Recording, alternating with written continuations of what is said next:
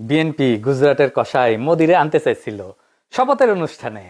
কি খায়েজ আবার চালাকি করেছে, কইছে আমরা সার্কের সব রাষ্ট্রপ্রধানরে ডাকিছি, পাকিস্তানরেও ডাকিছি, মানে ব্যালেন্স করিচ্ছে পাকিস্তান ইন্ডিয়া। হ্যাঁ, মোদি যদি কাটাল রানীকে সঙ্গে করে নিয়ে আসলো নিহিনি, আমরা কেউ মাইন্ড করলাম না। নিয়ে একা একা মোদি আসলে ওই দিনই বিক্ষোভ দেওয়া শুরু হইতো তারেক রহমানের প্রধানমন্ত্রিত্ব। যাই হোক, এক দাবরানিতে তামিজে খায়েশ, মোদিরও স্বাদ মিটিল না, বিএনপির আশা পড়িল না। হ্যাঁ, ওই গাইড ধরবি এখন, মোদির স্বাদ না মিটিল, বিএনপির আশা না পুরিল, সকলই ফুরায়ে যায় মা। এই ইলেকশন যে সুষ্ঠু হয় নাই, এটা আজকের টিআইবির জরিপে প্রকাশ হয়েছে। মানে ৭০টা আসনের মধ্যে ২১% আসনের ক্ষেত্রে এক বা একাধিক জাল ভোট হয়েছে। ঠিক আছে, এক বা একেবারে জাল ভোট হয়েছে। আপনারা এইভাবে বুঝতে পারেন, ন্যূনতম একবার জাল ভোট হয়েছে, একবার।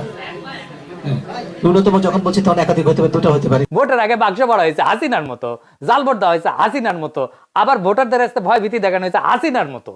হাসিনার আমলের চাইতে কম হয়েছে, এটা ঠিক, কিন্তু সংখ্যাটা তো কম না হয়েছে। তো তাহলে লাভ হইলো কি? ঘুরে মাগুর চ্যাং এই ইলেকশনে কেমনি ইঞ্জিনিয়ারিং করাইতে পারে সেটা নিয়ে আদি একটা প্রেডিকশন দিছিল, সেটা শুনে নিয়ে আগে খুব স্পষ্টভাবে সহজ ভাষায় বলেছিল নির্বাচনে সরাসরি বুথ দখল না কইরাও ভিন্ন কৌশলে ফলাফল পাল্টে দেওয়া সম্ভব। খুব সাধারণভাবে বলা।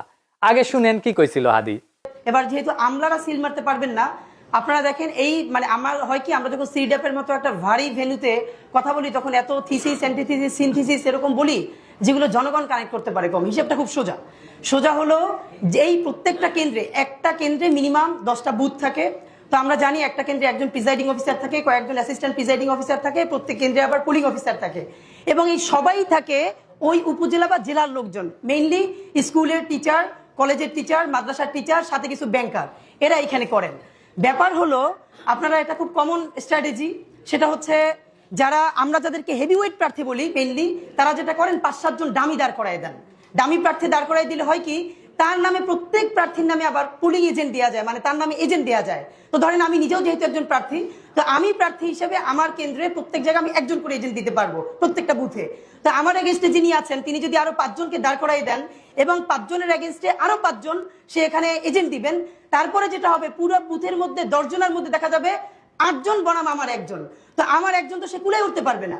এরপর ওইখানে সরকারি যে কর্মকর্তা থাকবে সে তো স্কুল টিচার, ভাই সে তো আসমান থেকে নাজিল হয় না, সে ওখানে আসছে একদিনে চাকরিটা করে হয়তো ওই দিন দায়িত্ব পালন করে 3-4 হাজার টাকা পাবে।